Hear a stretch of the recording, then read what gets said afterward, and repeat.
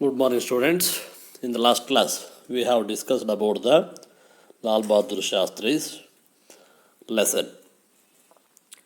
Once, before independence, his daughter contracted smallpox.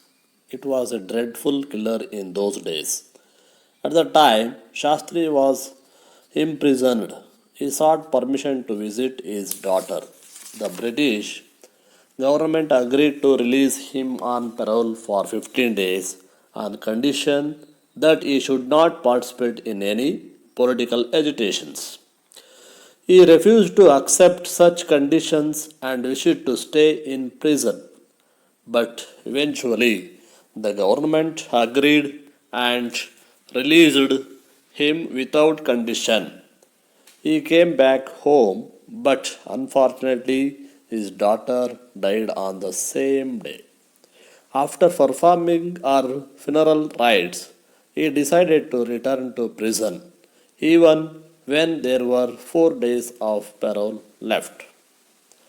Dear students, when Lal Bahadur Shastri was a railway minister, he made a lot of effort to reduce the vast difference between the first and last classes in the railway coaches. He made efforts to provide more facilities to travelers in the last class coaches and to eliminate thefts on trains.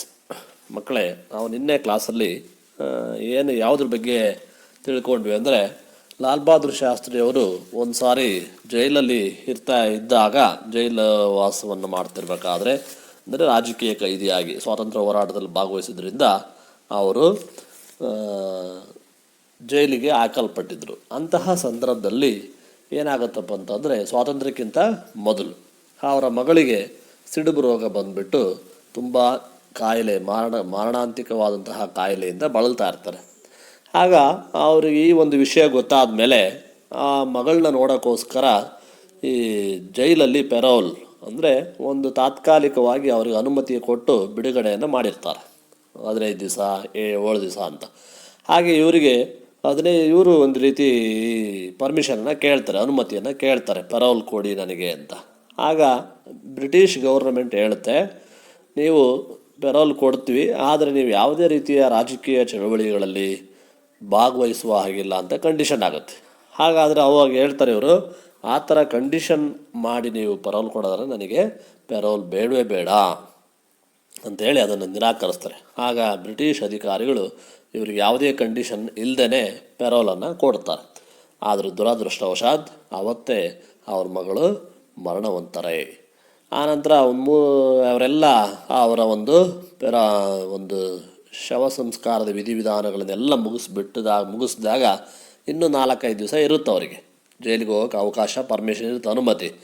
ಆದರೆ ಇವರು ಇನ್ನೂ 4 ದಿವಸ ಮುಂಚೆನೇ ಅವರು ಜೈಲಿಗೆ ಹೋಗೋದಕ್ಕೆ ರೆಡಿಯಾಗಿ decide ಮಾಡಿ ಹೊರಡ್ತಾರೆ. ಆಗ ಅವ್ರ ಮನೆಯವರೆಲ್ಲ ಕೇಳ್ಕೊಳ್ತಾರೆ, ಬೇಡ ನಿಮಗಿನ್ನೂ 4 ದಿವಸ ಅವಕಾಶ ಇದೆಯಲ್ಲ, ಇರ್ರಿ ಮನೆಯಲ್ಲಿ ಅಂತ. ಆದರೆ ಅವಾಗ ಹೇಳ್ತಾರೆ ಅವರು, ಪೆರೋಲ್ ಕೊಟ್ಟಿರೋದು ಯಾಕೆ, ನನ್ನ ಮಗಳಿಗೋಸ್ಕರ ಕೊಟ್ಟಿದ್ದು.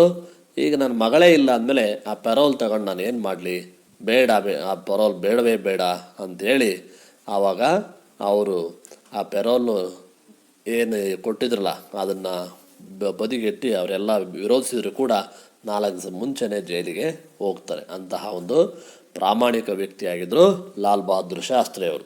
ಅದೇ ರೀತಿ ಅವರು ರೈಲ್ವೆ ಮಿನಿಸ್ಟರ್ ಆದಾಗ ಆ ರೈಲ್ವೇಲಿರ್ತಕ್ಕಂತಹ ವ್ಯತ್ಯಾಸ, ಭಿನ್ನತೆ, ಮೊದಲನೇ ದರ್ಜೆಯ ಪ್ರಯಾಣಿಕರಿಗೂ ಮತ್ತು ಕೊನೆಯ ದರ್ಜೆಯ ಪ್ರಯಾಣಿಕರಿಗೂ ಭಾಳಷ್ಟು ಅನಾನುಕೂಲತೆ ಇದ್ವು.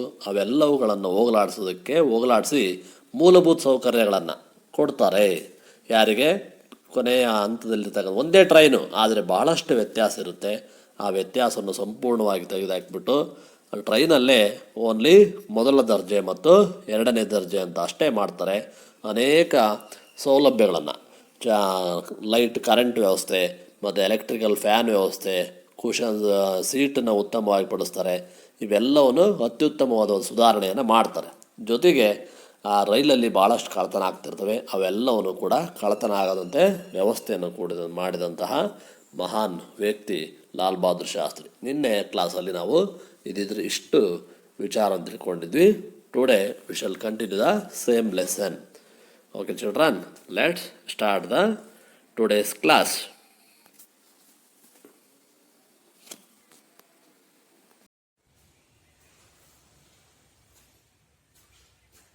Dear students, look at the next paragraph, that is sixth paragraph.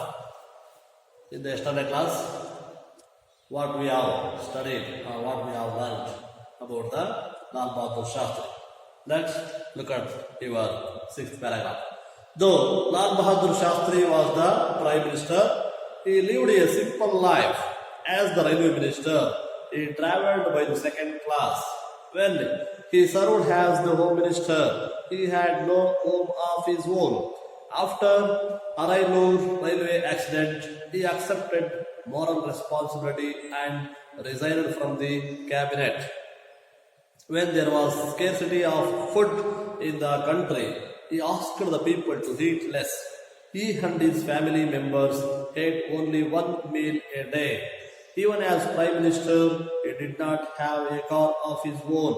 Just to please his wife and children, he bought a small car for his sons, taking loan from the government. Even after becoming the minister, he adopted austere living. One day, and an old friend of his visited his house. Shastri was then the home minister. He told his friend that his wife was away and as such he could not offer him dinner. The friend was surprised to know that Shastri's wife was still engaged in cooking. He suggested Shastri to appoint a cook. Then Shastri told him that he had no money to pay for the cook. Though Lal Bahadur Shastri looked physically short and weak, he was strong in mind and action. He was tactful and firm. He showed that he could take bold decisions. He abolished the control on cement and steel. Violent agitations broke out in South India because people thought that the government forced Hindi on them and that it would be made the sole official language. Shastri announced that English would continue to be an associate official language of India. When Pakistan attacked Jammu and Kashmir, Shastri declared in the parliament, "Force will be met with force." Underline the sentence. He gave freedom to the army to take action against Pakistan and teach it a lesson. The Indian army entered Pakistan and won the war. Pakistan learned a lesson it could never forget. Okay, children, all of you listen the lesson. Now, discuss the meaning. What is the meaning of these paragraphs? Okay, children, let's start the discussion. How the Lal Bahadur Shastri was lead his life. ಅವರ ಜೀವನವನ್ನು ಹೇಗೆ ನಿರ್ವಹಿಸಿದ್ರು ಅಂತೇಳಿ ನೋಡೋಣ. How he was a become a good leader. ಅವ್ರು ಹೇಗೆ ಒಬ್ಬ ಅತ್ಯುತ್ತಮ ನಾಯಕರಾಗಿದ್ರು ಆದ್ರೂ ನೋಡೋಣ. Though Lal Bahadur Shastri was the Prime Minister, ನೋಡಿ ಅವರು though it is a conjunction, ಆದರೂ ಏನಾದ್ರು ಲಾಲ್ ಬಹದ್ದೂರ್ ಶಾಸ್ತ್ರಿ ಅವರು ಪ್ರಧಾನ ಮಂತ್ರಿ ಆಗಿದ್ದರು. was the Prime Minister. He lived a simple life. ಇವತ್ತಿನ ಪ್ರಧಾನ ಮಂತ್ರಿಗಳು, ಇವತ್ತಿನ ಮಂತ್ರಿಗಳು, ಇವತ್ತು ಒಬ್ಬ MLA ಗ್ರಾಮ ಪಂಚಾಯತಿ ಮೆಂಬರ್ ನೋಡಂಗಿಲ್ಲ ನೀವು, ಯಾವ ಮಟ್ಟಕ್ಕೆ ಅವನ ಲೈಫ್ ಅನ್ನ ಲೀಡ್ ಮಾಡ್ತಾನೆ ಅಂದ್ರೆ ಬಹಳ ಶ್ರೀಮಂತ ಲಕ್ಸುರಿಯಸ್ ಲೈಫ್ ಅನ್ನ ಲೀಡ್ ಮಾಡ್ತಾರೆ. ಆದ್ರೆ ಪ್ರಧಾನ ಮಂತ್ರಿ ಆಗಿದ್ರು ಕೂಡ ಸಿಂಪಲ್ ಸರಳವಾದ ಜೀವನವನ್ನ ನಡೆಸ್ತಾ ಇದ್ರಂತೆ. Simple. As the railway minister, ನೋಡಿ ಅವರ ಜೀವನದಲ್ಲಿ ರೈಲ್ವೆ ಮಿನಿಸ್ಟರ್ ಆದಂತಹ ಸಂದರ್ಭದಲ್ಲಿ ಬಹಳಷ್ಟು ಸುಧಾರಣೆ ಮಾಡಿದಂತ ನಾವು ನಿನ್ನೆ ಕ್ಲಾಸ್ ಅಲ್ಲಿ ನೋಡಿದ್ವಿ. ಈಗ ರೈಲ್ವೆ ಮಿನಿಸ್ಟರ್ ಆಗಿದ್ದಾಗಲೇ ಒಂದು ಘಟನೆ, ಈ travelled by the second class. ಅವ್ರು ನೋಡಿ, ಅವ್ರು ರೈಲ್ವೆ ಮಿನಿಸ್ಟರ್, ಅವರು ಕೂಡ ಸಾಮಾನ್ಯ ಜನರು ಪ್ರಯಾಣ ಮಾಡುವಂತಹ ಸೆಕೆಂಡ್ ಕ್ಲಾಸ್ ಕಂಪಾರ್ಟ್ಮೆಂಟ್ ಅಲ್ಲಿ ಹೋಗ್ತಾ ಇದ್ರಂತೆ. ಈಗಿನವರೆಲ್ಲ ಹೆಲಿಕಾಪ್ಟರ್, ಸ್ವಂತ ವಿಮಾನದಲ್ಲಿ ಹೋಗ್ತಾರೆ. ಈಗಿನ ರಾಜಕಾರಣಿಗಳು ಒಬ್ಬ MLA ಆದ್ರೂ ಅವನ ಸ್ವಂತ ವಿಮಾನ ಇರುತ್ತೆ, ಅಷ್ಟು ಶ್ರೀಮಂತರು ಇರ್ತಾರೆ ಇವತ್ತೆಲ್ಲ ರಾಜಕಾರಣಿಗಳು. ಇವರು ಮಿನಿಸ್ಟರ್ ಆದ್ರೂ ಕೂಡ ಸಾಮಾನ್ಯ ಜನರು ಹೋದ ಹಾಗೆ ಸೆಕೆಂಡ್ ಕ್ಲಾಸ್ ಕಂಪಾರ್ಟ್ಮೆಂಟ್ ಅಲ್ಲಿ ಪ್ರಯಾಣ ಮಾಡ್ತಾ ಇದ್ರಂತೆ. ಎಂತಹ ಸರಳ ವ್ಯಕ್ತಿ. When he served as the home minister, ಗೃಹ ಮಂತ್ರಿ ಆಗಿದ್ರು. ಇಡೀ ದೇಶದ ಒಂದು ರಕ್ಷಣೆ ಮಾಡ್ತಕ್ಕಂಥ ಜವಾಬ್ದಾರಿ ಅವ್ರ ಮೇಲಿತ್ತು. ಅಂತ ಹೋಮ್ ಮಿನಿಸ್ಟರ್ ಆಗಿದ್ರು ಕೂಡ he had no home of his own. ಅವರಿಗೆ ಆದಂತ ಸ್ವಂತ ಮನೆ ಇರಲಿಲ್ಲಂತೆ. ಬಬ್ಬ ಎಂತಹ ಮಹಾನ್ ವ್ಯಕ್ತಿ ನೋಡಿ, ಎಷ್ಟು ಸಿಂಪಲ್. ದೇಶಕ್ಕೋಸ್ಕರ ಸೇವೆ ಸಲ್ಲಿಸಿದವರು ಇವತ್ತು ಇರ್ತಕ್ಕಂಥ ರಾಜಕಾರಣಿಗಳೆಲ್ಲರೂ ಕೂಡ ಅವ್ರಿಗೆ ಸೇವೆ ಮಾಡಿಕೊಂಡಿದ್ದಾರೆ. ಅವ್ರ ಫ್ಯಾಮಿಲಿಗೆ ಏನಾದರೂ ಹೇಳಬಾರ್ದು ನಾವು, ಕೆಲವರೆಲ್ಲ ಎಷ್ಟು ಆಸ್ತಿ ಸಂಪಾದನೆ ಮಾಡಿದ್ರೆ ಅಂದ್ರೆ ಅವ್ರ ಮಕ್ಕಳು, ಮೊಮ್ಮಕ್ಕಳು, ಮರಿ ಮಕ್ಕಳು ತಿಂದ್ರು ಸರಿಯಲ್ಲ, ಅಷ್ಟು ಆಸ್ತಿಯನ್ನು ಮಾಡಿರ್ತಕ್ಕಂಥ ರಾಜಕಾರಣಿಗಳು ಇವತ್ತಿದ್ದಾರೆ. ಎಲ್ಲ ರಾಜ್ಯಭಾರ ಮಾಡೋದು ಅವರು ದೇಶಕ್ಕೆ ಸೇವೆ ಮಾಡಬೇಕು ಅಂತಲ್ಲ, ನಮ್ಮನ್ನ ನಾವು ಉದ್ಧಾರ ಮಾಡ್ಕೋಬೇಕು ಅಂತ ರಾಜಕಾರಣಕ್ಕೆ ಸೇರ್ಕೊಂಡ್ರೆ. ಇವ್ರು ನೋಡ್ರಿ, ಗೃಹ ಮಂತ್ರಿ ಆದ್ರೂ ಇಡೀ ದೇಶವನ್ನು ರಕ್ಷಣೆ ಮಾಡ್ತಕ್ಕಂತಹ ಹೋಮ್ ಮಿನಿಸ್ಟರ್, ಪ್ರೈಮ್ ಮಿನಿಸ್ಟರ್ ಆದ್ಮೇಲೆ ಸೆಕೆಂಡ್ ಹೈಯೆಸ್ಟ್ ಪವರ್ ಇರ್ತಕ್ಕಂತಹ ಮಿನಿಸ್ಟ್ರಿ ಅದು. ಹೋಮ್ ಮಿನಿಸ್ಟರ್ ಆಗಿದ್ರು ಕೂಡ ಇವರಿಗೆ ಸ್ವಂತದಾದಂತಹ ಒಂದು ಮನೆ ಇರಲಿಲ್ಲಂತೆ. No home of his own. ಎಂತಹ ಒಂದು ಸರಳ ಜೀವನ, ಎಷ್ಟು ಪ್ರಾಮಾಣಿಕತೆ ಇದೆ ಅವರಲ್ಲಿ. ದೇಶನೇ ಕೊಳ್ಳೆ ಮಾಡ್ತಾರೆ ಎಷ್ಟೋ ಜನ ರಾಜಕಾರಣಿಗಳು. ಆದ್ರೆ ಇವರು ದೇಶಕ್ಕೋಸ್ಕರ ತಮ್ಮ ಪ್ರಾಣವನ್ನ, ತಮ್ಮ ಸೇವೆಯನ್ನು ಅರ್ಪಣೆ ಮಾಡಿದ್ದಾರೆ. When he served as the Home Minister, he had no home of his own after Arailur railway accident. ನೋಡಿ, ಇವರು ರೈಲ್ವೆ ಮಿನಿಸ್ಟರ್ ಆದಾಗ ಒಂದು ಟ್ರೈನ್ ಆಕ್ಸಿಡೆಂಟ್ ಆಗುತ್ತೆ. He accepted moral responsibility and resigned from the cabinet. ಏನ್ ಇಡೀ strike ಮಾಡಿದ್ರೆ ಇವತ್ತು ರಾಜೀನಾಮೆ ಕೊಡಲ್ಲ. ಸರಿ ಮಿನಿಸ್ಟರ್, ನಾನು ಮಿನಿಸ್ಟರ್ ಆಗ್ಬೇಕಂತ ಸ್ಟ್ರೈಕ್ ಮಾಡೋದಾರೆ, ಮಿನಿಸ್ಟರ್ ಆಗ್ಬೇಕು ಅಂತ ಜನ ಕಟ್ಕೊಂಡು ಹೋಗಿ ಗೆರಾವ್ ಮಾಡೋರಿದ್ದಾರೆ. ಆದ್ರೆ ನೋಡಿ, ಇವತ್ತು ಮಿನಿಸ್ಟರ್ ಆದವರು ಯಾವ ಕಾರಣಕ್ಕೂ ರಾಜೀನಾಮೆ ಕೊಡಲ್ಲ. ಈಗಿನ ರಾಜಕಾರಣಿಗಳು ಎಲ್ಲ ಮಿನಿಸ್ಟರ್ ಆಗಕ್ ಪ್ರಯತ್ನ ಮಾಡ್ತಾರೆ.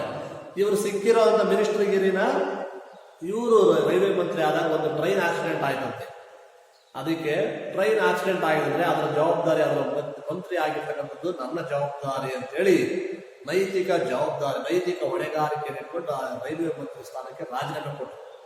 ಯಾರನ್ನ ನಮ್ಮಂತ ನಿಮ್ಮಂತ ಆದ್ರೆ ಕೊಡ್ತಾರೆ ಅಂದ್ರ ಯಾರು ಕೊಡಲ್ಲ. ನೋಡಿ, ಎಂತಹ ಒಂದು ಜವಾಬ್ದಾರಿ ಇತ್ತು. And resigned from the cabinet when there was scarcity of food in the country. ನೋಡಿ, ಅವರು ಪ್ರಧಾನಮಂತ್ರಿ ಆದಾಗ ದೇಶದಲ್ಲಿ ಬರಗಾಲ ಮತ್ತು ಬಡತನ ಬಂದ್ಬಿಟ್ಟು ಆಹಾರದ ಕೊರತೆ ಉಂಟಾಯಿತು. ಆಹಾರನೇ ಸಿಗ್ತಾ ಇಲ್ಲ, ತುಂಬಾ ಬಡತನ, ಬರಗಾಲ ಅದು ಇದೆಲ್ಲ ಬೇರೆ ಬೇರೆ ಎಲ್ಲ ಕಾರಣಗಳಿಂದ ಬಡತನ ಉಂಟಾಗಿ ಆಹಾರದ ಕೊರತೆ ಉಂಟಾಯಿತು. ಅವಾಗ ಹೇಳ್ತಾರೆ ಅವರು, when there was scarcity not availability. I note the meaning of those words. Scarcity, not availability, ಸಿಗ್ತಾ ಇಲ್ಲ, ಆಹಾರ ಸಿಗ್ತಾ ಇರಲಿಲ್ಲ. He asked the people to eat less. He asked the people. ಇಡೀ ಭಾರತ ದೇಶ ಜನತೆಯನ್ನು ಕೇಳ್ತಾರೆ, ಸ್ವಲ್ಪ ಕಡಿಮೆ ಊಟ ಮಾಡಿ. 3 ಹೊತ್ತು ಊಟ ಮಾಡೋದು ಸಿಗ್ತಾ ಇಲ್ವಾ, 2 ಹೊತ್ತು ಊಟ ಮಾಡಿ, ಬೇಡ ವಾರದಲ್ಲಿ 1 ದಿವಸ ಉಪವಾಸ ಮಾಡಿ. ಅವಾಗ ಇಡೀ ದೇಶದ ಜನರೆಲ್ಲ ವಾರದಲ್ಲಿ 1 ಸರಿ ಉಪವಾಸ ಮಾಡಿದ್ರೆ ಆಹಾರ ಉಳಿಯುತ್ತೆ. ನಾವೇ ಸಾಯ್ತು 1 ದಿವಸ ಉಪವಾಸ ಮಾಡಿದ್ರೆ ಇಲ್ಲ, ಸಾಯ್ತು ಇಲ್ಲ. ಹಾಗಾಗಿ ವಾರದಲ್ಲಿ 1 ದಿವಸ ಉಪವಾಸ ಇರ್ತದೆ, ಅಥವಾ ದಿನಕ್ಕೆ 2 ಟೈಮ್ ಮಾತ್ರ ಊಟ ಮಾಡೋದು. ಈ ತರ ಮಾಡಿ ಅಂತ ಕೇಳ್ತದಾರ ಅವರು, ಊಟ ಕಡಿಮೆ ಮಾಡಿ ಅಂತ ಕೇಳಿದ್ರು. He and his family members ate only 1 meal a day. ನೋಡಿ, ದಿವಸಕ್ಕೆ 1 ಹೊತ್ತು ಊಟ ಮಾಡ್ತಾರೆ ಇವ್ರ ಫ್ಯಾಮಿಲಿ ಅವರು ಮತ್ತು ಇವರು. ಎಂತಹ ಮಹಾನ್ ವ್ಯಕ್ತಿ. ಅವ್ರು ಮಾಡಿ ತೋರಿಸಿರೋದು ಏನಂತ, ಏನ್ ತೋರಿಸಿದ್ರು, 1 ಊಟ ಕಡಿಮೆ ಮಾಡಿ ಅಂತೇಳಿ ದಿವಸಕ್ಕೆ 1 ಸಾರಿ ಮಾತ್ರ ಊಟ ಮಾಡಿದ್ರು. 2 ಹೊತ್ತು ಉಪವಾಸ, ದಿನಕ್ಕೆ 1 ಊಟ ಸಾಕು ಅಂತ ಆ ತರ ಬದುಕಿದವರು. ಇವತ್ತು ಎಷ್ಟು ತಿಂತಾರೆ ಅಂದ್ರೆ ಅವ್ರಿಗೆ ಲೆಕ್ಕಕ್ಕಿಲ್ಲ, ಅಷ್ಟು ತಿಂತಾರೆ. ತಿಂದೆ ಡಯಾಬಿಟಿಸ್ ಅವು ಇವು ಕಾಯಿಲೆ ಬಂದು 26 ರೋಗಗಳು ಅವರಿಗೆ ರಾಜಕಾರಣಿಗಳಿಗೆ ಇರ್ತಾರೆ. ನೋಡಿ, ರಾಜಕಾರಣಿಗಳು ಓಡಾಡೋದೇ ಕಷ್ಟ. ಹೌದಾ, ಅಷ್ಟು ಸುಖವಾಗಿ ಲಕ್ಸುರಿ ಲೈಫ್ ಮಾಡ್ತಾರೆ. ಇವರು ಕಡಿಮೆ ಊಟ, 1 ದಿವಸಕ್ಕೆ 1 ಊಟ ಮಾಡಿ ಬದುಕಿದಂತಹ ಮಹಾನ್ ವ್ಯಕ್ತಿ. He and his family members ate only 1 meal a day. Even as Prime Minister, he did not have a car of his own. Prime minister ಆದ್ರೂ ಕೂಡ ಸ್ವಂತ ಕಾರ್ ಇರಲಿಲ್ಲ. ಎಂತಹ ವ್ಯಕ್ತಿತ್ವ. ಇವತ್ತು ಪ್ರೈಮ್ ಮಿನಿಸ್ಟರ್ ಅಲ್ಲ, ಬರೀ MLA ಆದ್ರೆ ಸಾಕು, ಗ್ರಾಮ ಪಂಚಾಯತ್ ಮೆಂಬರ್ ಮನೆ ಮುಂದೆ ಕಾರ್ಗಳಿರ್ತಾವ, ಅಷ್ಟು ಶ್ರೀಮಂತರದ ಪ್ರೈಮ್ ಮಿನಿಸ್ಟರ್. ಇವತ್ತೆಲ್ಲ ಬರೀ ವಿಮಾನ, ಹೆಲಿಕಾಪ್ಟರ್, ಕೋಟ್ಯಾಂತರ ರೂಪಾಯಿ ಬೆಲೆ ಬಾಳುವಂತ ಬುಲೆಟ್ ಪ್ರೂಫ್ ಯಾವುದೇ ಮಿಷಿನ್, ಗನ್ ಮಿಷಿನ್ ಅಲ್ಲ, ಈ ಮಿಸೈಲ್ಸ್ ಅಲ್ಲಿ ಹೊಡೆದ್ರು ಕಾರ್ ಅಪಘಾತ ಏನೂ ಆಗಬಾರ್ದು ಅಂತಹ ಕಾರ್ಗಳಲ್ಲಿ ಇವತ್ತಿನ ಪ್ರಧಾನಮಂತ್ರಿಗಳು ಓಡಾಡ್ತಾರೆ. ಆದ್ರೆ ಅವರಿಗೆ ಸ್ವಂತದ್ದು ಒಂದು ಕಾರ್ ಇರಲಿರಂತೆ. ಅಂತಹ ಬಡತನದ ಜೀವನ. ಸ್ವಂತ ಕಾರ್ ಇಲ್ಲ, ಪ್ರಧಾನಮಂತ್ರಿ ಆದ್ರೂ ಕಾರ್ ಇಲ್ಲ. ಲೆಕ್ಕ ಹಾಕಿದ್ರೆ ಹೆಂಗಿದೆ, just to please his wife and children. ಅವರು ಮತ್ತು ಅವ್ರ ಮಕ್ಕಳು ರಿಕ್ವೆಸ್ಟ್ ಮಾಡ್ಕೊಳ್ತಾರೆ ಏನಂತ, he bought a small car for his sons. ಅವ್ರ ಮಕ್ಕಳಿಗೋಸ್ಕರ ಒಂದು ಸಣ್ಣ ಕಾರನ್ನ ಕೊಂಡ್ಕೊಂಡ್ರಂತೆ. ಅದು ಹೇಗೆ, ಬ್ಯಾಂಕ್ ಆಫ್ ಪಂಜಾಬ್ ಬ್ಯಾಂಕ್ ಅಲ್ಲಿ ಲೋನ್ ತಗೊಂಡು ಪ್ರಧಾನಮಂತ್ರಿಗಳು ಲೋನ್ ತಗೊಂಡು ಕಾರ್ ತಗೊಂಡು ನೋಡಿ, ಅವ್ರು ತಗೊಂಡ್ತಾರೆ. ಅವ್ರ ಮಕ್ಕಳಿಗೋಸ್ಕರ ಫೋರ್ಸ್ ಮಾಡಿದ್ರೆ ಕಾರ್ ತಗೊಂಡಿರುತ್ತೆ. Taking loan from the government, ಸರ್ಕಾರಿ ಏನ್ ರಾಷ್ಟ್ರೀಕೃತ ಬ್ಯಾಂಕ್ ಇತ್ತಲ್ಲ ಅದರಲ್ಲಿ ಲೋನ್ ತಗೊಂಡು ಕಾರ್ ತಗೊಂಡದ್ದು. Even after becoming the minister he adopted austere living. ನೋಡಿ, ಅವರು ಪ್ರಧಾನಮಂತ್ರಿ ಮಂತ್ರಿಗಳಾದ್ರೂ ಕೂಡ ಅವ್ರು ಏನ್ ಮಾಡಿದ್ರು, ಆಸ್ಟರ್ ಲಿವಿಂಗ್. ಆಸ್ಟರ್ ಅಂದ್ರೆ ಸಿಂಪಲ್. ಮಂತ್ರಿ ಆಗ್ಲಿ ಬಿಡಿ, ಅವ್ರು ಹೆಂಗ್ ಸರಳ ಜೀವನ ಮಾಡ್ಕೊಂಡಿದ್ರು ಅದೇ ತರ ಜೀವನವನ್ನ ನಡೆಸಿದ್ರು. ಅದನ್ನ ಒಪ್ಕೊಂಡ್ರು. ಒಂದ್ ದಿವಸ ಇವರು ಮಂತ್ರಿ ಆಗಿದ್ದಾಗಲೇ ಸಿಂಪಲ್ ಸರಳವಾದ ಜೀವನವನ್ನ ನಡೆಸ್ತಾ ಇದ್ರಂತೆ. ಒಂದಿನ ಇವ್ರ ಸ್ನೇಹಿತರು, an old friend of his visited his house, ಅವರ ಹಳೆಯ ಸ್ನೇಹಿತ ಒಬ್ಬ ಇವ್ರ ಮನೆಗೆ ಬರ್ತಾರೆ. Shastri was then the home minister. ಆಗ ಆ ಸಂದರ್ಭದಲ್ಲಿ ಇವರು ಹೋಮ್ ಮಿನಿಸ್ಟರ್ ಆಗಿರ್ತಾರೆ. ಅಂತಹ ಸಮಯದಲ್ಲಿ ಇವರ ಫ್ರೆಂಡ್ ಇವ್ರ ಮನೆಗೆ ಬರ್ತಾರೆ. He told his friend that his wife was away and as such he could not offer him dinner. ಅವ್ರ ಮನೆಯಲ್ಲಿ ಅವತ್ತು ಎಲ್ಲ ಹೊರಗಡೆ ಹೋಗಿದ್ರಂತೆ. ಹಾಗಾಗಿ ಊಟಕ್ಕೆ ಮಾತ್ರ ಊಟಕ್ಕೆ ಆಹ್ವಾನಿಸ್ತಿಲ್ಲ ಅಂತ, ಊಟ ಮಾಡಬಾರಪ್ಪ ಅಂತ ಕರೀಲಿಲ್ಲ. ಮನೆಗೆ ಬಂದ ಸ್ನೇಹಿತ, ಆದ್ರೆ ಊಟ ಮಾಡ್ಬಾ ಕಾಫಿ ಕುಡಿಬಾ ಅಂತ ಕರಲ್ಲ. ಯಾಕೆ ಅಂದ್ರೆ ಅವ್ರ ಹೆಂಡತಿ ಹೊರಗಡೆ ಹೋಗಿದ್ರು, ಊಟಕ್ಕೆ ರೆಡಿ ಮಾಡೋದು ಯಾರು ಇಲ್ಲ. ಇವರಿಗೆ ಆಶ್ಚರ್ಯ. ಅವಾಗ ಗೃಹ ಮಂತ್ರಿ ಆಗಿದ್ದಾರೆ, ಮನೇಲಿ ಅವ್ರ ಹೆಂಡತಿ ಇಲ್ಲ ಅಂದ್ರೆ ಊಟ ಮಾಡಕ್ಕೆ ಯಾರಾದ್ರು ಕೆಲಸಗಾರ ಇರ್ಬಾರ್ದು. ಇವತ್ತು ಒಬ್ಬ ಮಂತ್ರಿ ಮನೆಯಲ್ಲಿ 5, 6 ಜನ 10, 12 ಜನ ಕೆಲಸಗಾರ ಇರ್ತಾರೆ. ಆದ್ರೆ ಇವ್ರ ಮನೇಲಿ ಹಂಗೆ ಹೇಳಿದ್ರಂತವ್ರು, ನಮ್ಮ ಮನೆಯವರು ನಮ್ಮ ಧರ್ಮ ಪತ್ನಿಯವರು ಹೊರಗಡೆ ಹೋಗಿದ್ರೆ, ಹಾಗಾಗಿ ನಿನ್ನನ್ನು ಊಟಕ್ಕೆ ಕರೀತಾ ಇಲ್ಲ ಅಂತ ಹೇಳಿದ್ರಂತ. The friend was surprised. ಆ ಸ್ನೇಹಿತರಿಗೆ ಆಶ್ಚರ್ಯ ಆಯ್ತು. Surprise to know that Shastri's wife was still engaged in cooking. ಅಯ್ಯೋ, ಈಗಲೂ ಕೂಡ ಅವರ ಶಾಸ್ತ್ರಿ ಲಾಲ್ ಬಹದ್ದೂರ್ ಶಾಸ್ತ್ರಿ ಅವ್ರ ಹೆಂಡತಿಯವರು ಅಡಿಗೆ ಮಾಡ್ತಾರ. ಒಂದು ಮಂತ್ರಿ ಮನೆಯವ್ರ ಹೆಂಡತಿ ಅಡಿಗೆ ಮಾಡ್ತಾರ. ಇವತ್ತೆಲ್ಲ ಅವರೇ ದರ್ಬಾರ್ ಮಾಡ್ತಾರೆ. ಮಂತ್ರಿಗಳು ಹೇಳ್ತಾರೆ, ರಾಜಕೀಯ ಮಾಡ್ತಾರೆ, ಎಲ್ಲ ವ್ಯವಹಾರ ಅವ್ರದೇ. ಅವರಿಗೆ ಅಡಿಗೆ ಮಾಡಕ್ಕೊಬ್ಬ, ಕಸ ಹೊಡಿಯಕ್ಕೊಬ್ಬ, ನೆಲ ವರ್ಷಕ್ಕೊಬ್ಬ, ಮನೆ ಕ್ಲೀನ್ ಮಾಡಕ್ಕೊಬ್ಬ ಇಟ್ಕೊಂಡಿರ್ತಾರೆ. ಇವತ್ತಿನ ಮಂತ್ರಿಗಳ ಹೆಂಡತಿಯರು. ಮಂತ್ರಿಗಿಂತ ಅವರಿಗೆ ವ್ಯಾಲ್ಯೂ ಜಾಸ್ತಿ ಕೆಲಸ. ಹಾಗಿದೆ. ಆದ್ರೆ ಇವರಿಗೆ ಆಶ್ಚರ್ಯ ಆಗುತ್ತೆ, ಇವತ್ತಿಗೂ ಶಾಸ್ತ್ರಿ ಅವರ ಹೆಂಡತಿಯವರು ಕುಕಿಂಗ್ ಮಾಡ್ತಾರ ಅಂತ. He suggested Shastri to appoint a cook. ಅಷ್ಟೇ ಅಲ್ಲ, ಆ ಶಾಸ್ತ್ರ ಲಾಭ ಶಾಸ್ತ್ರಿಗೆ ಹೇಳ್ತಾರೆ ಅವರು, ಒಬ್ಬರ ಅಡಿಗೆ ಮಾಡಕ್ಕೊಬ್ಬರನ್ನ ನೇಮಕ ಮಾಡ್ಕೊಳಪ್ಪ ಅಂತ ಅವ್ರ ಸ್ನೇಹಿತರಿಗೆ ಹೇಳಿದ್ರಂತೆ. Then Shastri told him that he had no money to pay for the cook. ಅವ್ರ ಶಾಸ್ತ್ರಿ ಲಾಭದ ಶಾಸ್ತ್ರಿ, ಅಯ್ಯೋ ನಮಗೆ ಜೀವನ ಮಾಡೋದು ಕಷ್ಟಪ್ಪ, ಇನ್ನು ಅವರಿಗೆ ಸಂಬಳ ಕೊಡಕ್ ಮಾತ್ರ ದುಡ್ಡು ಇಲ್ಲ ಅಂದ್ರು. ಒಬ್ಬ ಮಂತ್ರಿಗೆ ಅಡಿಗೆ ಮಾಡೋ ಕೆಲಸಗಾರನ ಮನೆಗೆ 1,500 ರೂಪಾಯಿ ಕೊಟ್ರೆ ಕೆಲಸಗಾರ ಬರ್ತಾರೆ ಅಡಿಗೆ ಮಾಡಿ ಕೆಲಸ ಮಾಡಕ್ಕೆ. ಅವರಿಗೆ ಕೊಡಕ್ಕೂ ಸಂಬಳ ನನ್ನ ಹತ್ರ ಇಲ್ಲ ಅಂತಂದ್ರೆ ಎಷ್ಟು ಪ್ರಾಮಾಣಿಕತೆ ಇವರಲ್ಲಿ ಇತ್ತು ಅಂತ ಗೊತ್ತಾಗುತ್ತೆ. ಹೌದಾ ಮಕ್ಕಳೇ? ನೋಡಿ, ಅದಕ್ಕಾಗಿ ಕೊನೆಯವರೆಗೂ ಅವ್ರ ಹೆಂಡ್ತಿನೇ ಇವ್ರಿಗೆ ಅಡಿಗೆ ಮಾಡಿದ್ರು. ಹಾಗೆ ಇವ್ರ ಬಟ್ಟೆ ಇವರೇ ತೊಳ್ಕೊಳ್ತಿದ್ರಂತೆ. ಬಹಳ ಸಿಂಪಲ್ ಜೀವನ. ಇಂತಹ ಜೀವನವನ್ನ ಯಾರು ನಾವು ನೀವು ಕೂಡ ಮಾಡ್ತಿಲ್ಲ. ಅಷ್ಟು ಸರಳವಾದ ಜೀವನವನ್ನ ಮಾಡ್ತಿದ್ದೆ. ಒಂದು ಜುಬ್ಬ ಪೈಜು ಮನುಷ್ಯ ಯಾರೋ ಹೋದಾಗ ಬರೀ ಮೈಯಲ್ಲಿ ಒಂದು ಸುಮ್ಮನೆ ಒಂದು ಟವಲ್ ಹಾಕಿ ಕುತ್ಕೊಡೋದಂತೆ. ಫಂಕ್ಷನ್ ಇತ್ತಂತ ಯಾವ್ದೋ ಒಂದು, ಅದಕ್ಕೆ ಯಾರೋ ಒಬ್ರು ಕರ್ಕೊಂಡು ಹೋಗೋರು ಅವ್ರು ಬಂದಾಗ ಕೇಳಿದ್ರು, ಯಾಕೆ ಹಿಂಗೆ? ನನ್ನ ಹತ್ರ ಇರೋದು ಒಂದೇ ಜುಬ್ಬಪ್ಪ, ಅದರಲ್ಲಿ ಒಳದ ಒಣೆ ಹಾಕಿದ್ದೆ, ಅದು ಒಣಗಿದ ಮೇಲೆ ಹಾಕಿ ಬರ್ತೀವಿ ಫಂಕ್ಷನ್ಗೆ ಅಂತ ಅಂದ್ರಂತೆ. ಅಂತಹ ಸರಳವಾದ ಜೀವನವನ್ನು ನಡೆಸಿದಂತಹ ಮಹಾನ್ ವ್ಯಕ್ತಿ ಲಾಲ್ ಬಹದ್ದೂರ್ ಶಾಸ್ತ್ರಿ. ಇವರು ಭಾರಿ ಪ್ರಾಮಾಣಿಕ. ಅನೇಕ ಘಟನೆಗಳಿವೆ ಇವರು ಜೀವನದಲ್ಲಿ ನಡೆದವರು, ಕೆಲವೊಂದು ಹೇಳಿದ್ರು. ಓಕೆನಾ? Then Shastri told him that he had no money to pay for the cook ಅಂತ ಹೇಳಿ, ನನಗೆ ಅಡಿಗೆ ಮಾಡೋ ಕೆಲಸಗಾರಿಗೆ ಕೊಡೋಕೆ ಹಣ ಕೊಡೋಕೆ ಇಲ್ಲ ಅಂತ ಹೇಳಿದರು. Though Lal Bahadur Shastri looked physically short and weak, he was strong in mind and action. ನೋಡೋದಕ್ಕೆ ತುಂಬಾ ಕುಳ್ಳು. ನೆಕ್ಸ್ಟ್ ಈ ಪಾಠ ಆದ್ಮೇಲೆ ಒಂದು ವಿಡಿಯೋ ತೋರಿಸ್ತೀನಿ. ಆ ವಿಡಿಯೋದಲ್ಲಿ ಗೊತ್ತಾಗುತ್ತೆ ಅವ್ರು ಹೇಗಿದ್ದಾರೆ. ತುಂಬಾ ಕುಳ್ಳು, ಇಷ್ಟೇ ಇದ್ದಾರೆ, ತುಂಬಾ 4 ಅಡಿ ಇದ್ದಾರೆ. ನೋಡೋದಕ್ಕೆ ತುಂಬಾ ಈ ಶಾರೀರಿಕವಾಗಿ ತುಂಬಾ ಶಾರ್ಪ್ ಮತ್ತು ವೀಕ್, ತೆಳ್ಳಗಿದ್ರು, ಕುಳ್ಳುಕಿದ್ರು. ಈ was strong in mind and action.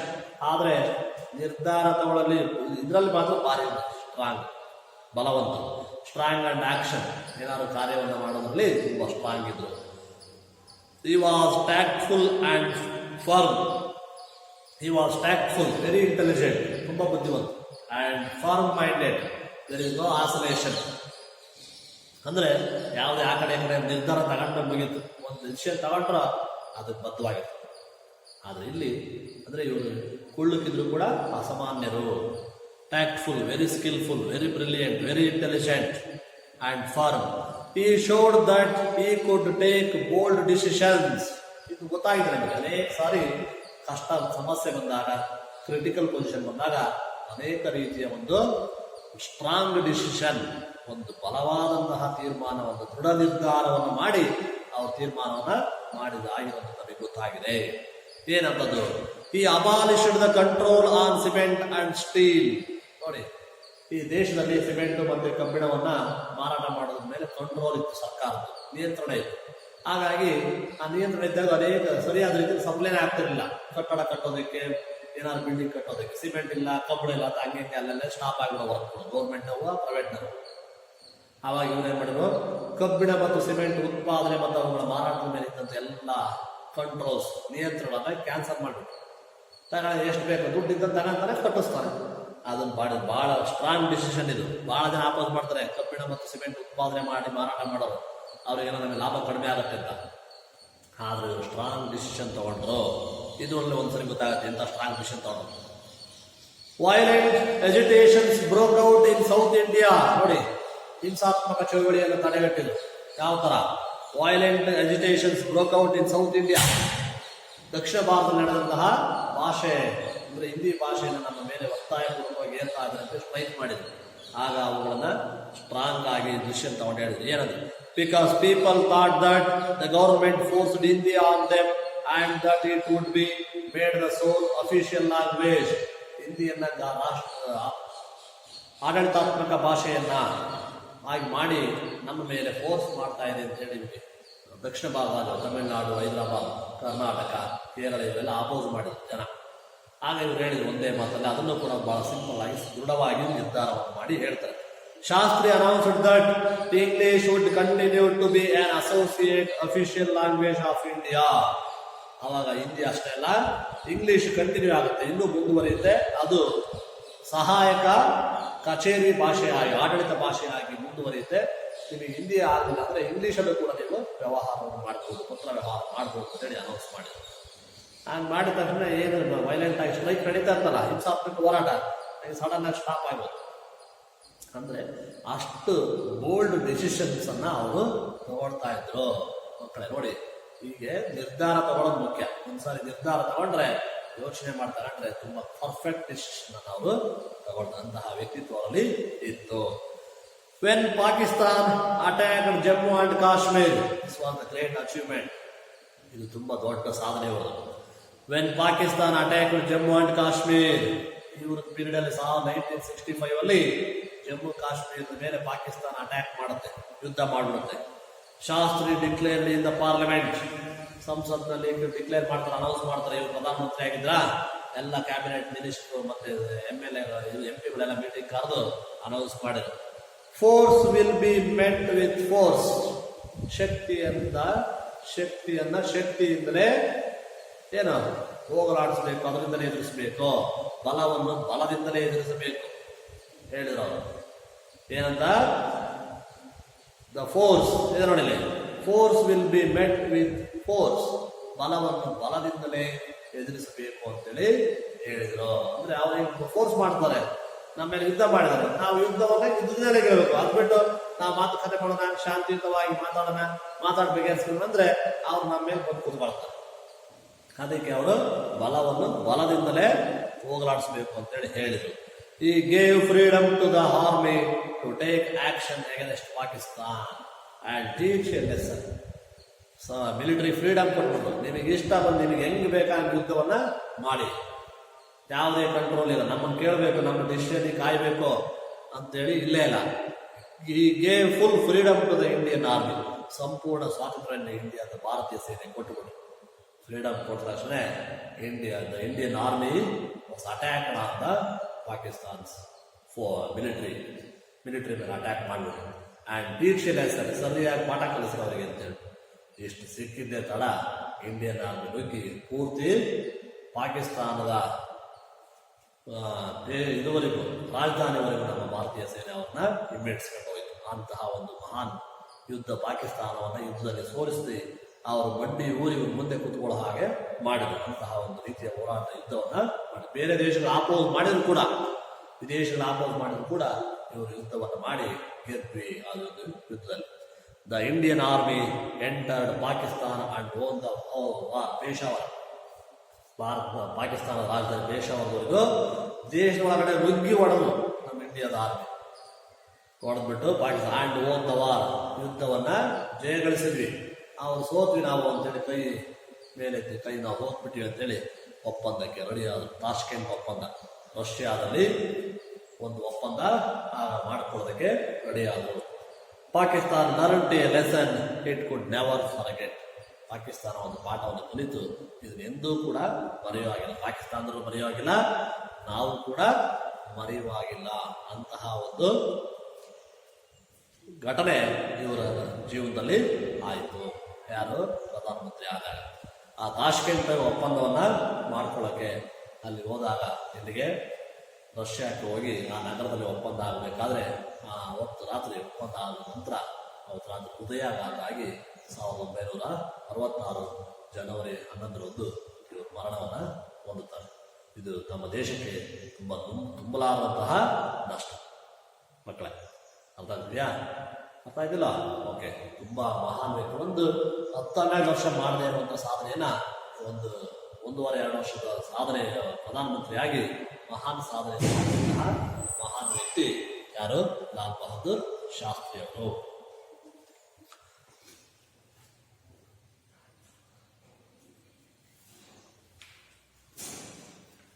ಗೊತ್ತಾಯ್ತು ಅಂದ್ಕೊಂಡಿದ್ದೆ, ಎಲ್ರಿಗೂ ಅರ್ಥ ಆಗಿದೆ ಲೆಸನ್ ಅಂತೇಳಿ ನಾನು ತಿಳ್ಕೊಂಡಿದ್ದೆ. ಓಕೆ ಚಿಲ್ಡ್ರನ್, ನಾವು ಈ how to write the question and answers in the lesson. Okay children, ಏನಾಗಿದೆ ಅಂದರೆ ನಿಮಗೆ 2 ಮಾರ್ಕ್ಸ್ ಕ್ವಶನ್ ಕೇಳ್ತಾರೆ ಬರೆಯೋದಕ್ಕೆ ನಿಮ್ಮ ಎಕ್ಸಾಮಲ್ಲಿ. ಓಕೆ ಚಿಲ್ಡ್ರನ್, ನೋಡಿ ನಾನು ಒಂದು ಕ್ವಶನ್ ಮತ್ತು ಆನ್ಸರ್ನ ಬರೆದಿದ್ರಿ ಇದರಲ್ಲಿ ಬೋರ್ಡ್ ಮೇಲೆ. How did he respond to Pakistan's attack? ಅಂದ್ರೆ ಪಾಕಿಸ್ತಾನ ಮೇಲೆ ಅಟ್ಯಾಕ್ ಮಾಡಿತು, ಅವಾಗ ಅವ್ರು ಯಾವ ರೀತಿ ರೆಸ್ಪಾಂಡ್ ಪ್ರತಿಕ್ರಿಯೆಯನ್ನ ನೀಡಿದ್ರು? ಯಾರು? ಲಾಲ್ ಬಹದ್ದೂರ್ ಶಾಸ್ತ್ರಿ ಅವರು ಅಂತೇಳಿ ಪ್ರಶ್ನೆ ಅರ್ಥ ಮಾಡ್ಕೋಬೇಕು. ನಾನು ಉತ್ತರವನ್ನ ಬರೀತೀನಿ. When Pakistan attack,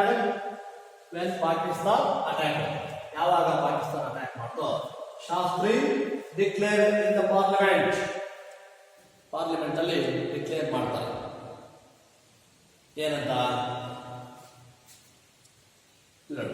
force will be met with force. ಏನನ್ನ ಬಲವನ್ನ ಬಲದಿಂದಲೇ ಎದುರಿಸಬೇಕು ಅಂತೇಳಿ ಹೇಳ್ತಾ ಇದ್ದಾರೆ. ಹಾಗಾಗಿ will be met with force. He gave freedom to take action against Pakistan. ನೋಡಿ, ಇಂಡಿಯನ್ ಆರ್ಮಿಗೆ ಸಂಪೂರ್ಣವಾಗಿ ಸ್ವಾತಂತ್ರ್ಯವನ್ನು ಕೊಡ್ತಾರೆ.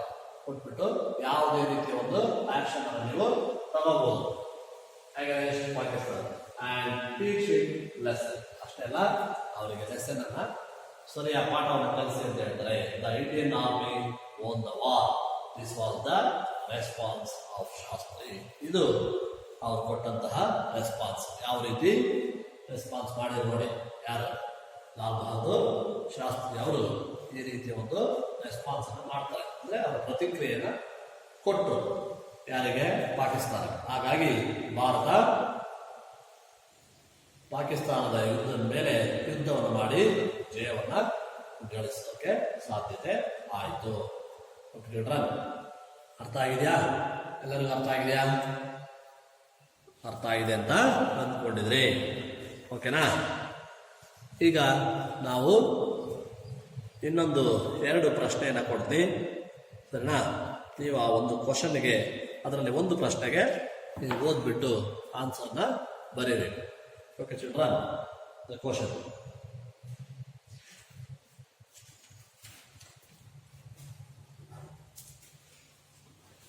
ಈ ಪ್ರಶ್ನೆಗೆ ನೀವೇ ಓದ್ಬಿಟ್ಟು ಅರ್ಥವನ್ನ ಮಾಡಿಕೊಂಡು ಎಕ್ಸಾಮ್ ಈ ಆನ್ಸರ್ನ ಬರೀಬೇಕು. ಈ ಪ್ರಶ್ನೆಗೆ ಅಲ್ಲಿ ಕೊಟ್ಟಿರ್ತಕ್ಕಂತಹ ಕ್ವಶನ್ಗೆ ಆನ್ಸರ್ ಮಾಡಿ.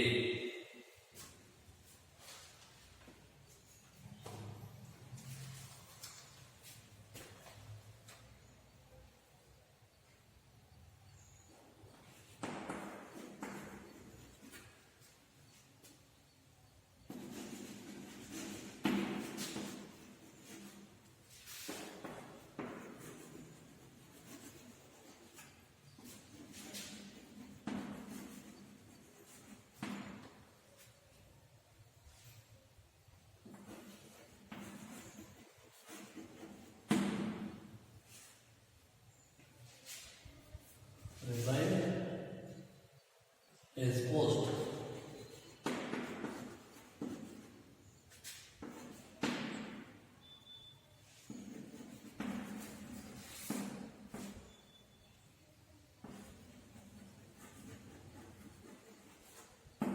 Railway Minister.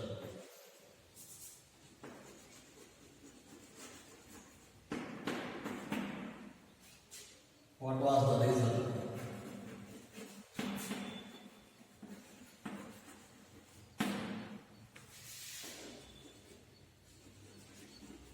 What was the reason he gave for this act?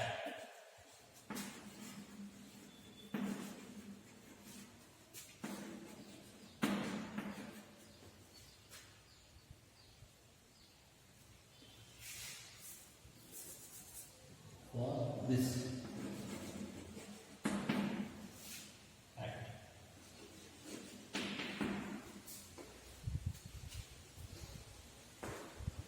First, you must read the question. When did Lal Bahadur Shastri resign his post as the railway minister? ಯಾವಾಗ ಅವರು railway minister ಹುದ್ದೆಗೆ ರಾಜೀನಾಮೆಯನ್ನು ಕೊಟ್ಟರು? What was the reason ಈ gave for this act? ಈ ರೀತಿ ಅವರು ಒಂದು ಕಾರಣವನ್ನ ಅಂದ್ರೆ ಏನು ಕಾರಣವನ್ನ ಕೊಟ್ಟರು, ಈ ಘಟನೆಗೆ ಯಾಕೆ ನಾವು ರಿಸೈನ್ ಮಾಡ್ತಿದ್ವಿ, ಯಾವ ಕಾರಣವನ್ನು ಅವರು ಕೊಟ್ಟರು ಅಂತ ಬರೀಬೇಕು. All of you read the paragraph number 6. Paragraph number 6.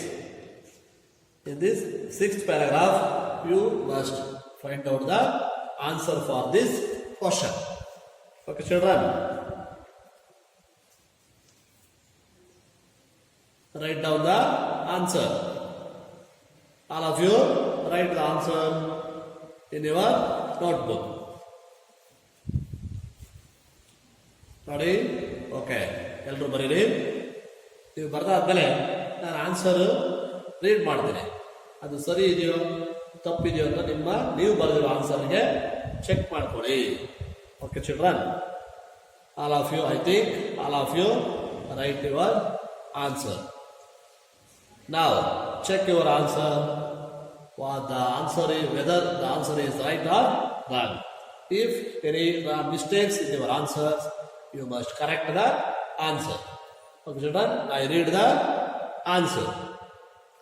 Lal Bahadur resigned his post as the railway minister. What is Bardira? Lal Bahadur resigned his post as the railway minister after the Arailur railway accident. After the Arailur railway accident. ಯಾವಾಗ ಕೊಟ್ಟರು ಅನ್ನೋದಕ್ಕೆ ಇದು ಉತ್ತರ. After ಅರೈಲೂರ್ railway accident ಆದ್ಮೇಲೆ ಅವರು resign ಮಾಡಿದ್ರು. The reason ಈ gave for this act was, ನೋಡಿ ಏನ್ ಕೊಟ್ರು. ದ ರೀಸನ್ ಈ gave for this act was ಈ ಅಕ್ಸೆಪ್ಟೆಡ್ ಮಾರಲ್ ರೆಸ್ಪಾನ್ಸಿಬಿಲಿಟಿ. ಈ accepted moral responsibility. Moral responsibility ಅಂದ್ರೆ ನೈತಿಕ ಹೊಣೆಗಾರಿಕೆಯನ್ನು ಹೊತ್ತು ನಾನು ರಾಜೀನಾಮೆಯನ್ನು ಕೊಡ್ತೀನಿ ಅಂತ ಅವರು ಕಾರಣವನ್ನ ಕೊಟ್ಟರು. ಅವರೇನು ಡ್ರೈವರ್ ಅಲ್ಲ, ಪೈಲಟ್ ಅಲ್ಲ ಇದಕ್ಕೆ, ಟ್ರೈನ್ ಓಡಿಸೋದಕ್ಕೆ. ಆದರೆ ಇವರು ಮಿನಿಸ್ಟರ್ ಆಗಿರ್ತಕ್ಕಂಥ ನಾನು ಸರಿಯಾಗಿ ನನ್ನ ಇಲಾಖೆಯ ಹುದ್ದೆಯನ್ನು ಸರಿಯಾಗಿ ನಿರ್ವಹಿಸಿಲ್ಲ ಅಂತೇಳಿ ಮಾರಲ್ ರೆಸ್ಪಾನ್ಸಿಬಿಲಿಟಿ ಮೇಲೆ ರಿಸೈನ್ ಮಾಡಿದ್ದೀನಿ ಅಂತೇಳಿ ಹೇಳ್ತಾ ಇದ್ದಾರೆ. Okay children, tomorrow's homework questions. You write the 2 questions and write the answer on tomorrow. ನಾಳೆ 2 ಪ್ರಶ್ನೆಗಳಿಗೆ ಉತ್ತರವನ್ನ ಬರ್ಕೋಬೇಕು. Homework questions. Write down the homework questions in your notebook.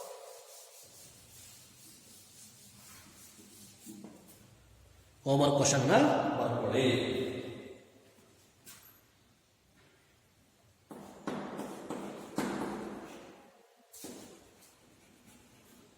Give an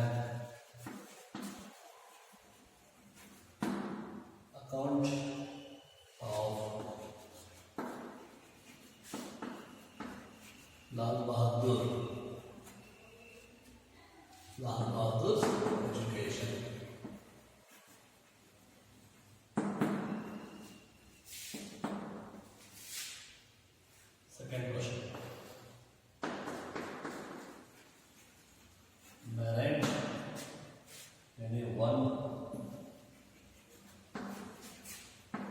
incident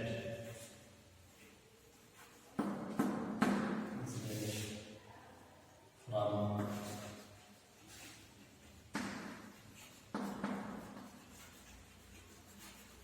Lal Bahadur life.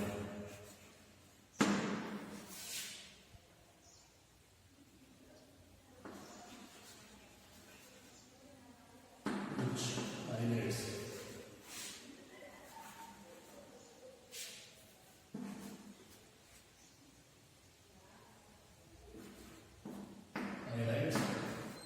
his honesty.